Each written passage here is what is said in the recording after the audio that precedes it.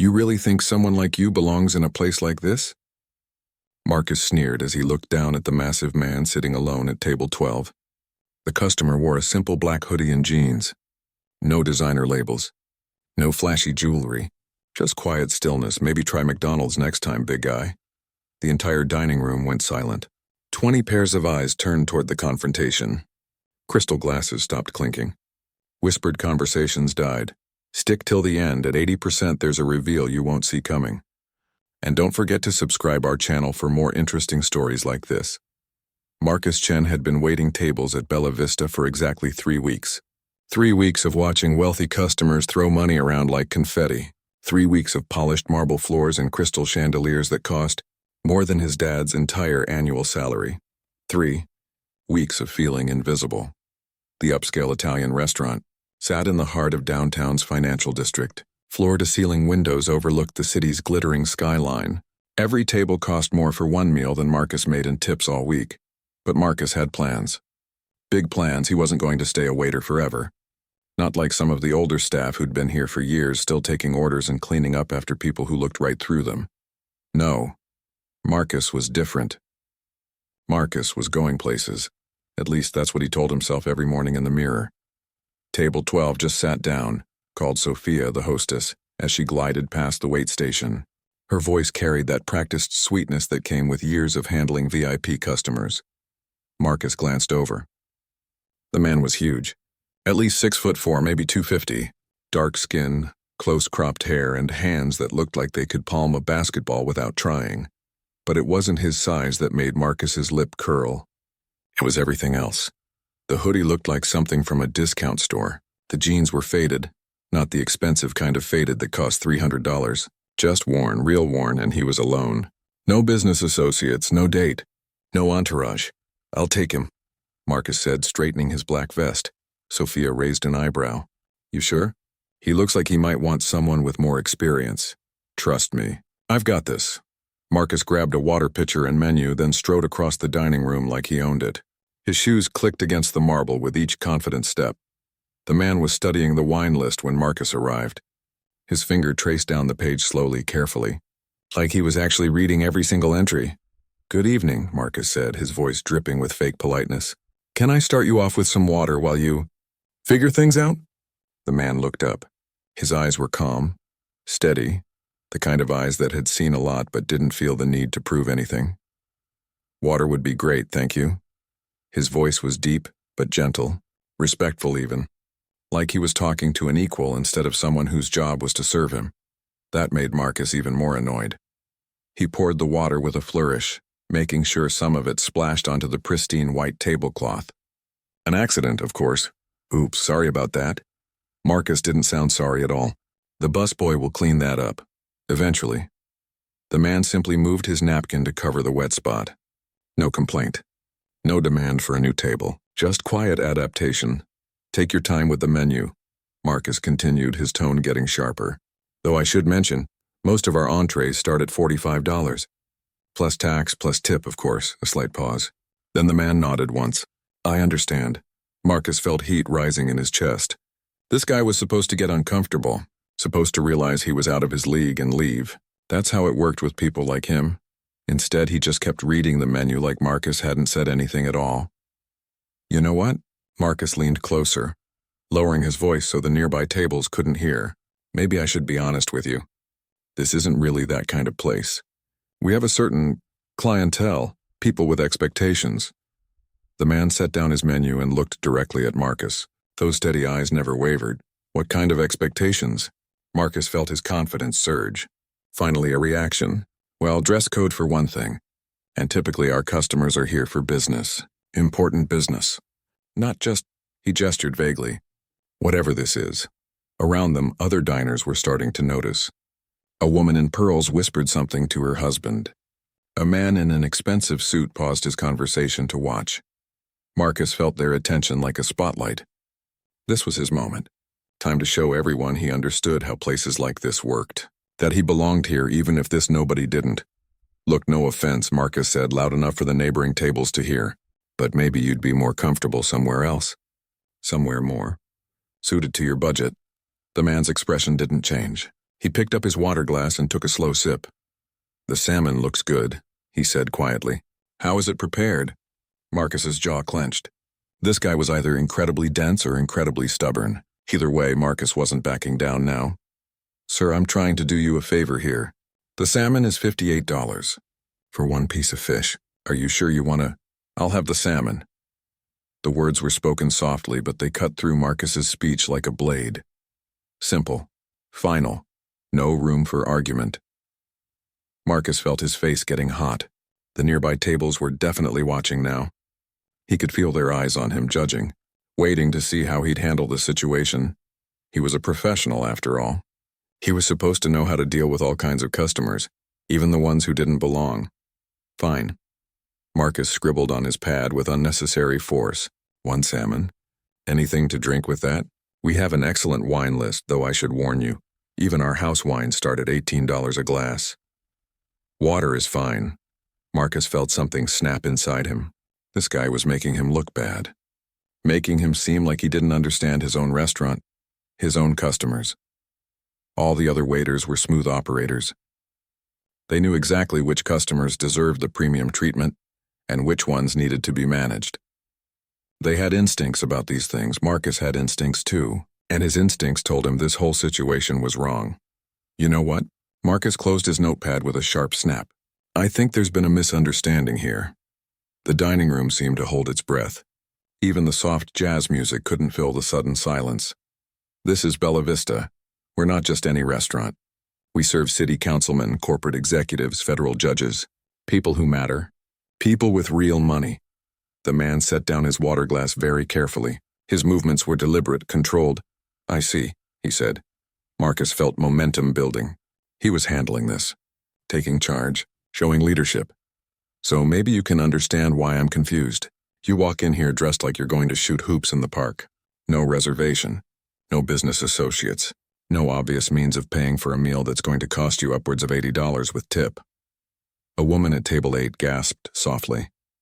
Her husband reached across to touch her hand, telling her to stay quiet. The man at table 12 remained perfectly still. Marcus leaned in closer, his voice dropping to a harsh whisper. "You really think someone like you belongs in a place like this? Maybe try McDonald's next time, big guy. They're more your speed." The silence that followed was deafening. Marcus straightened up, feeling the weight of every gaze in the restaurant. His heart was pounding, but he told himself it was from adrenaline. From doing the right thing, someone had to maintain standards. The man looked at him for a long moment. Then slowly he reached into his pocket. Marcus tensed, suddenly aware of how big this guy really was. How much space he took up, how those massive hands could probably... But all the man pulled out was his phone. "Excuse me," the man said, his voice still calm, still respectful. "I need to make a quick call." He dialed a number and held the phone to his ear. Marcus couldn't hear who answered, but he could see the man's lips moving. A short conversation. Maybe 30 seconds, then the man hung up and put his phone away. "I'll wait for my salmon," he said. Marcus blinked. What? My order. I'll wait for it." The confidence Marcus had been riding suddenly felt shaky. This wasn't going the way it was supposed to. The guy should have left, should have gotten angry or embarrassed and stormed out. Instead, he was just waiting. Marcus looked around the dining room. Every face was turned toward them. Some looked shocked, others curious. A few seemed almost excited, like they were watching a movie and couldn't wait to see what happened next. "Sir, I don't think you understand." "I understand perfectly." The man's voice was still soft, but something had changed. A subtle shift in tone that made Marcus's stomach tighten. "You've made your position very clear." Marcus felt sweat starting to gather at the back of his neck. Something was wrong. This whole situation had taken a turn he hadn't expected. The man smiled slightly. It wasn't a mean smile. It wasn't threatening. But somehow that made it worse. "Tell me," the man said. "How long have you worked here?" 3 weeks. The answer came out automatically before Marcus could think about whether he should say it. 3 weeks. "And in that time have you had a chance to meet the owner?" Marcus's mouth went dry. The owner? Mr. Williams, interesting man. Very particular about how his customers are treated. Very hands-on with the business. The dining room felt like it was shrinking. Marcus could hear his own heartbeat in his ears. The dining room seemed to hold its breath. Even the soft jazz music couldn't fill the sudden silence. This is Bella Vista. We're not just any restaurant. We serve city councilmen, corporate executives, federal judges, people who matter. People with real money. The man set down his water glass very carefully. His movements were deliberate, controlled. I see, he said. Marcus felt momentum building. He was handling this, taking charge, showing leadership. So maybe you can understand why I'm confused. You walk in here dressed like you're going to shoot hoops in the park. No reservation. No business associates. No obvious means of paying for a meal that's going to cost you upwards of $80 with tip. A woman at table 8 gasped softly. Her husband reached across to touch her hand, telling her to stay quiet. The man at table 12 remained perfectly still. Marcus leaned in closer, his voice dropping to a harsh whisper. You really think someone like you belongs in a place like this? Maybe try McDonald's next time, big guy. They're more your speed. The silence that followed was deafening. Marcus straightened up, feeling the weight of every gaze in the restaurant. His heart was pounding, but he told himself it was from adrenaline.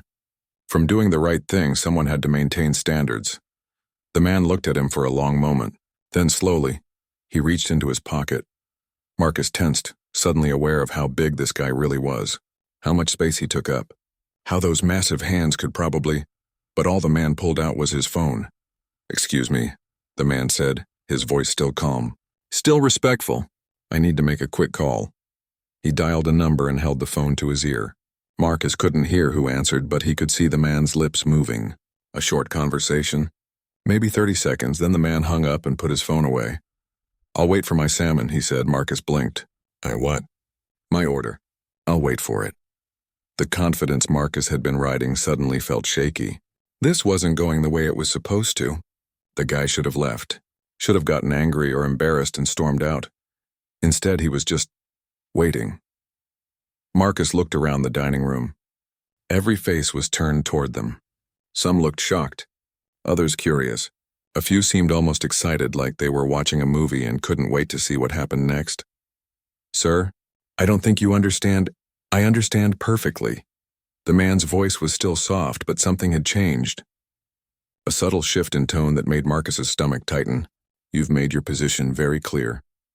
Marcus felt sweat starting to gather at the back of his neck. Something was wrong. This whole situation had taken a turn he hadn't expected. The man smiled slightly. It wasn't a mean smile. It wasn't threatening, but somehow that made it worse. Tell me, the man said. How long have you worked here? 3 weeks? The answer came out automatically before Marcus could think about whether he should say it. 3 weeks. And in that time, have you had a chance to meet the owner? Marcus's mouth went dry. The owner? Mr. Williams, interesting man. Very particular about how his customers are treated. Very hands-on with the business. The dining room felt like it was shrinking. Marcus could hear his own heartbeat in his ears. He doesn't come around much. During regular hours, I mean. The man nodded thoughtfully. No, I suppose he wouldn't, busy man. Lots of responsibilities. He picked up his water glass again and took another sip. His hand was perfectly steady. Marcus felt like the floor was tilting under his feet. Why are you asking about the owner? But before the man could answer, Sophia appeared at the table. Her face was pale and her hands were shaking slightly. Excuse me, she said to Marcus, her voice barely above a whisper. Mr. Rodriguez needs to see you in the kitchen. Right now. Mr. Rodriguez was the general manager. Sophia's boss. Marcus's boss. Everyone's boss except... Marcus looked back at the man at table 12. Those calm, steady eyes were watching him with something that might have been pity. Go ahead, the man said gently. I'll be right here when you get back. But Marcus was already moving, his legs carrying him across the dining room on autopilot. The other customers watched him go, their conversations muted whispers. As he pushed through the swinging doors into the kitchen, one thought kept repeating in his head. What had he done? The kitchen was hot and loud, full of sizzling pans and shouting cooks. But when Marcus walked in, everything seemed to quiet down. Chef Martinez glanced up from his station and shook his head sadly. Mr. Rodriguez was waiting by the pass window, his face grim. He was a small man with gray hair and kind eyes, the type who remembered every employee's birthday and never raised his voice. But right now, Those kind eyes looked heartbroken. "Marcus," he said quietly, "we need to talk." Marcus felt his world starting to crumble. "Sir, if this is about table 12, I can explain. Do you know who that man is?" The question hit like a physical blow. Marcus's mouth opened, but no words came out. Mr. Rodriguez sighed deeply. "His name is Sean Williams. His friends call him Big Shaq." The name meant nothing to Marcus. Should it?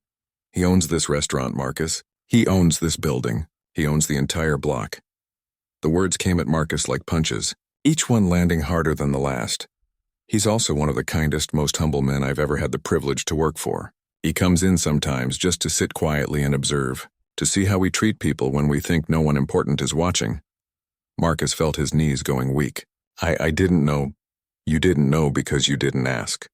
You saw someone who didn't fit your idea of what a customer should look like, and you decided he didn't belong." Through the pass window, Marcus could see the dining room. Could see the man at table 12 sitting patiently, occasionally sipping his water. The man who owned everything Marcus could see. What happens now?" Marcus whispered. Mr. Rodriguez looked at him with genuine sadness. "Now you go back out there and apologize. You explain that you made a terrible mistake, and then you hope he's in a forgiving mood." Marcus nodded numbly, but as he turned to go, Mr. Rodriguez caught his arm. "Marcus, one more thing." "Yes, sir?" "He specifically asked for you to bring his salmon personally. Said he wanted to finish the conversation." The swinging doors felt impossibly heavy as Marcus pushed back into the dining room. The salmon plate in his hands weighed like lead. Every step toward table 12 felt like walking to his own execution. But something else was building in his chest alongside the fear and shame. Something that felt like curiosity. Because the man at table 12, Big Shaq, the owner, the person Marcus had just insulted to his face, didn't look angry. He looked like he was waiting to teach a lesson.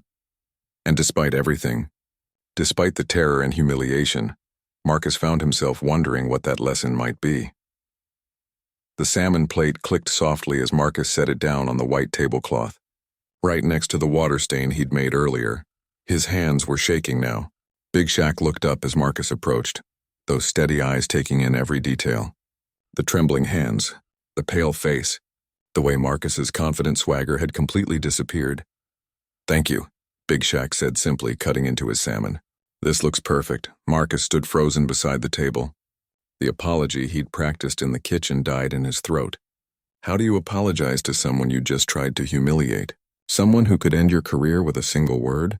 "Sit down, Marcus. It wasn't a request." Marcus pulled out the chair across from Big Shaq, his legs barely supporting him. "You know who I am now," Big Shaq said, taking a bite of salmon. He chewed thoughtfully, like they were having a casual dinner conversation. "Yes, sir, Mr. Williams. I'm so sorry Big Shaq held up one massive hand. Silence fell instantly. 3 weeks you've worked here. In those 3 weeks, how many customers have you treated the way you just treated me?" Marcus felt his throat constrict. "I said none, sir." "You are the first." "Wrong answer." Big Shaq's voice remained calm, but something sharp glinted in his eyes. "Try again." Marcus's mind raced. What was the right answer? What did Big Shaq want to hear? "I don't understand, sir." "Let me help you." Big Shaq reached into his pocket and pulled out his phone again. He tapped the screen a few times, then turned it toward Marcus. It was a video. Security footage from inside the restaurant. Marcus watched himself from 2 nights ago, serving an elderly Hispanic man who'd ordered just soup and bread. On the small screen, Marcus looked impatient, dismissive. He'd rushed through the service, barely making eye contact. "Mr. Garcia," Big Shaq said quietly, 73 years old. Comes here every Tuesday since his wife died. Orders the same thing every time because it's all he can afford on his pension. The video switched to another scene. Marcus serving a young black woman in scrubs, clearly exhausted from a hospital shift. Again, the service was rushed cold. Dr. Patricia Johnson, just finished a 16-hour surgery, saves lives for a living. Another clip. A man in a janitor's uniform ordering carefully, counting money from his pocket. Marcus had rolled his eyes, thinking the cameras wouldn't catch it. They had. Roberto Martinez. Works 3 jobs to support his disabled daughter. Chef Martinez's younger brother, actually. Big Shaq put his phone away. "So I'll ask again. In 3 weeks, how many customers have you treated poorly?" Marcus felt sick. Each face from the video was burned into his memory now. People he'd dismissed, ignored, looked down on. I didn't realize. You didn't realize because you weren't paying attention. You were too busy deciding who deserved your respect based on how they looked, how they dressed, how much money you thought they had. The dining room around them continued its quiet bustle, but Marcus felt completely isolated. Like he and Big Shaq were the only two people in the world. Why? Big Shaq asked. What made you think that was acceptable? Marcus struggled to find words. I guess I thought I was protecting the restaurant's reputation. Making sure the right kind of people. Big Shaq repeated the words slowly. Tell me, Marcus, what's the right kind of people? I didn't mean it like that. Then how did you mean it? Silence stretched between them. Marcus could hear his own heartbeat, the soft clinking of silverware from nearby tables, the distant hum of conversation. Finally, he whispered, I don't know. Big Shaq nodded. That's the first honest thing you've said tonight. He took another bite of salmon, giving Marcus time to absorb that statement. Let me tell you a story, Big Shaq said. 20 years ago, I was broke. Not just poor, completely broke. I'd lost my job, lost my apartment, was sleeping in my car. Marcus blinked, surprised by the sudden shift. I walked into a restaurant one night. Not as nice as this one, but nice enough. I had exactly $12 to my name, and I was so hungry I was shaking. The waiter took one look at me and decided I didn't belong there. Big Shaq's eyes grew distant, remembering. He humiliated me in front of everyone, made me feel like I was less than human. I left without eating, went back to my car, and cried for the first time since I was a kid. Marcus felt shame burning in his chest. Sir, I'm not done. Big Shaq's voice was still gentle but firm. That night I made myself a promise. If I ever got back on my feet, I'd never let anyone feel the way that waiter made me feel. Not on my watch, not in my place. He gestured around the elegant dining room. Every person who walks through those doors is someone's child, someone's parent, someone's hope for a better day. They all deserve to be treated with dignity, regardless of what they can afford or how they look. Marcus felt tears threatening. I understand now. I really do. Do you? Big Shaq leaned forward slightly. Because understanding and changing are two different things. Before Marcus could respond, Sophia appeared beside their table again. Her face was even paler than before. Mr. Williams, she said quietly, there's someone here to see you. A man in an expensive suit approached their table. Marcus recognized him immediately. James Patterson, the restaurant critic from the city's biggest newspaper. The one review that could make or break any establishment in town. Patterson's eyes swept over the scene. Big Shaq in his simple hoodie, Marcus in his waiter's uniform, the tension that hung in the air like smoke. Mr. Williams, Patterson said with a tight smile, I was hoping to have a quiet dinner and observe your staff in action. But it seems I've walked into quite the drama. Marcus's blood turned to ice. A restaurant critic. Had witnessed everything. Would write about it. Big Shaq remained perfectly calm. Mr. Patterson, always a pleasure. Please join us. Patterson pulled up a chair, his notepad already out. I have to say, this is fascinating. I've been watching your waiter here for the past 20 minutes. Quite the performance. Marcus wanted to disappear, to sink through the floor and never be seen again. His career was over. The restaurant's reputation was ruined. All because of him. What did you think of the performance? Big Shaq asked, as casually as if they were discussing the weather. Patterson's smile grew sharper. Well, it started poorly. Discrimination, really. Completely unacceptable in any establishment, let alone one of your caliber. Marcus closed his eyes, waiting for the final blow. But then, Patterson continued, something interesting happened. Instead of having security remove the offending waiter, you chose to educate him, to show him a different way. Marcus's eyes snapped open. That, Patterson said, putting down his pen, is what separates a good restaurant from a great one. Not just the food or the atmosphere, but the character of its leadership. Big Shaq smiled slightly. Everyone deserves a second chance, Mr. Patterson. The question is what they do with it. Both men turned to look at Marcus. The weight of their expectations pressed down on him like a physical force. This was his moment, his second chance. But what was he supposed to do with it? Marcus looked at both men, his heart hammering against his ribs. The restaurant critic's pen hovered over his notepad.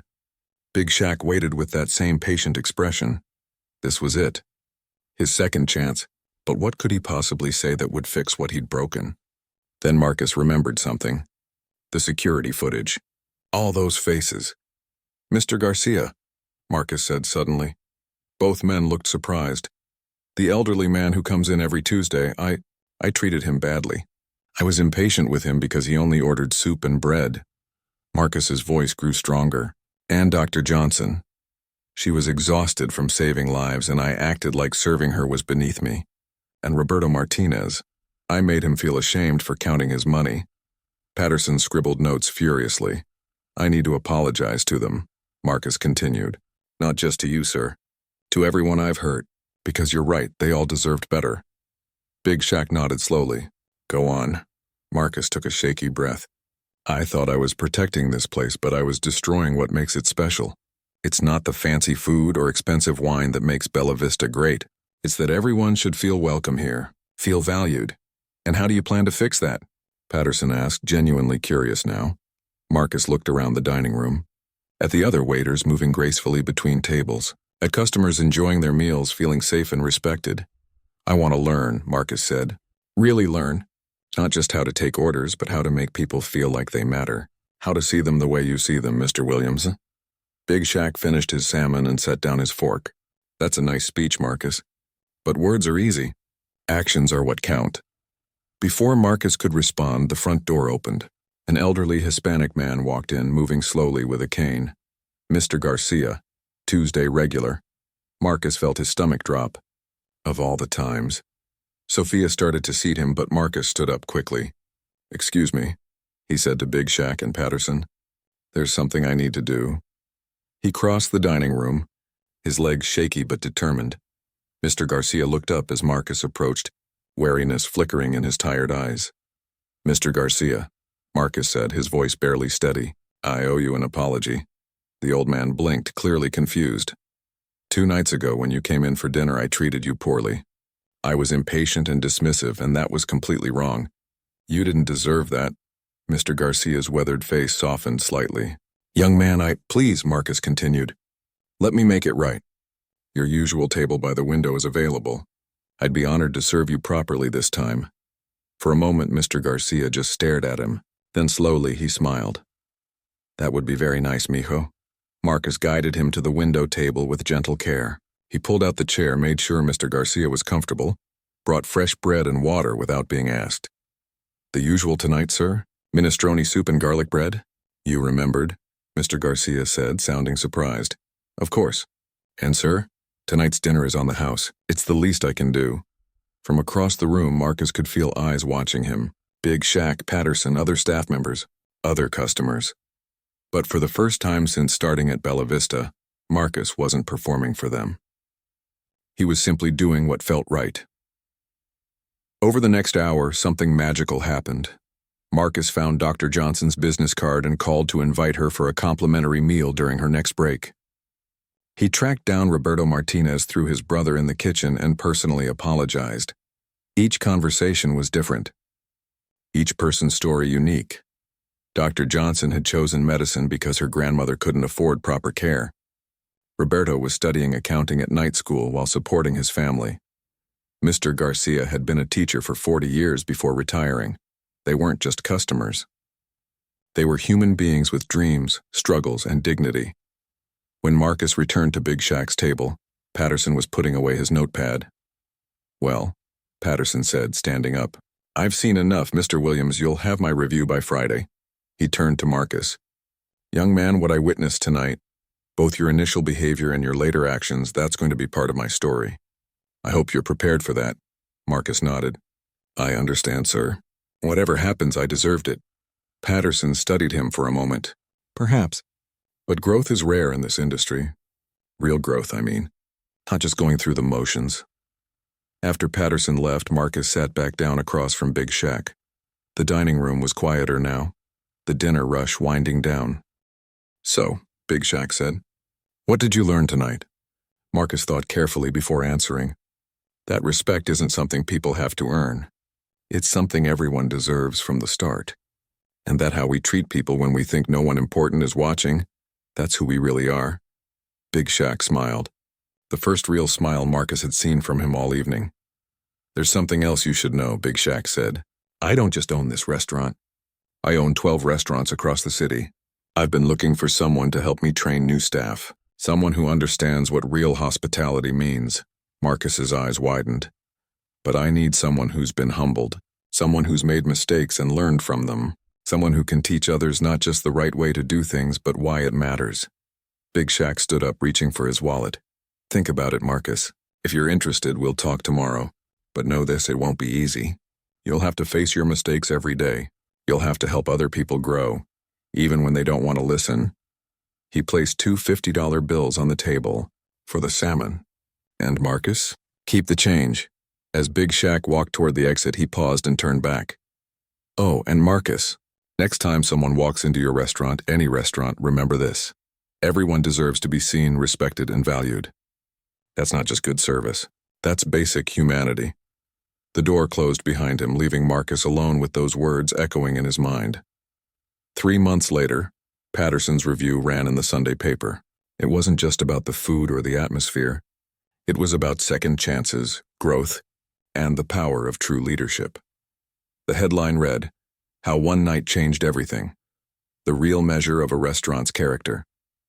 Marcus kept that article framed in his office, his new office, where he now trained waitstaff across all 12 of Big Shaq's restaurants.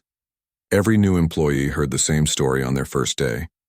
About a night when a young waiter learned the difference between serving food and serving people.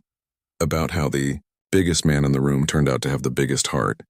And about how everyone, absolutely everyone, deserves to be treated with dignity. Because you never know who's sitting at table 12. If this story touched your heart and reminded you that kindness costs nothing but means everything, hit that subscribe button for more inspiring true stories that prove good people still exist. And tell me in the comments, what would you have done in Marcus's shoes? Your answer might surprise you.